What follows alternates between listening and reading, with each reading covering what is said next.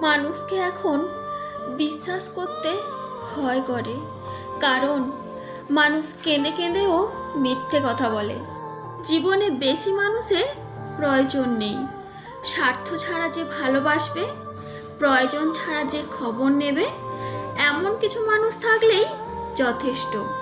বেশি দায়িত্ব পালন করা মানুষগুলো একটা সময় সবার কাছে দোষী হয়ে যায়। কষ্ট তো তখনই হয় যখন কোনো ভুল না করেও বিনা কারণে অপমান সহ্য করতে হয়। কাউকে বেশি আপন ভাবতে নেই। যাকে যত বেশি আপন ভাববে, সে তত বেশি তোমার বিশ্বাস নিয়ে খেলা করবে।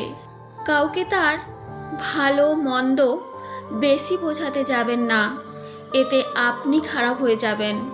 তাকে বরং ছেড়ে দিন। সে যখন বিপদে পড়বে, তখন সে এমনিতেই আপনার মূল্যটা বুঝতে পারবে। অন্যকে কাঁদিয়ে নিজে ভালো থাকবো এমন প্রত্যাশা করা বাদ দাও। যে বিনা কারণে অন্যকে কাঁদায়, প্রকৃতি তাকে নিজের দায়িত্বে কাঁদায়। সম্পর্ক ভিক্ষে করে চাইতে নেই। জীবনে কখনো কাউকে অনুরোধ করে ধরে রাখতে নেই। যে থাকার, সে এমনিতেই থেকে যাবে। ভিক্ষা করে কখনো কোনোদিন ভালোবাসা হয় না। ভিক্ষা করে কখনো কোনো সম্পর্ক ধরে রাখা যায় না, সত্যি রাখা যায় না। রবি ঠাকুর বলেছিলেন, ঘরের মধ্যে তুমি যত খুশি কাঁদো, কিন্তু দরজা সবসময় হাসি মুখেই খুলবে। কারণ যদি কেউ দেখে নেয় যে তুমি ভেঙে পড়েছো, তবে সে তোমায় আরও ভেঙে দিয়ে যাবে। আমি সম্পর্ক নামক এই ব্যাপারটাকে ভীষণ ভয় পাই।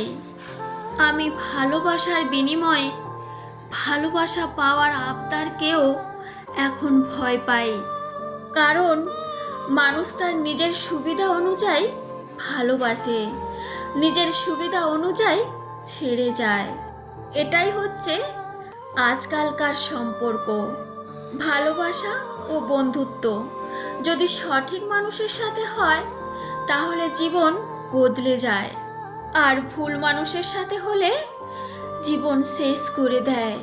ভালোদের মাঝে ভালো হয়ে থাকা সহজ, কিন্তু খারাপদের মাঝে ভালো হয়ে থাকাটা সব চাইতে কঠিন। সম্মান দাও, কিন্তু এতটা দিও না যাতে তোমার সম্মান চলে যায়।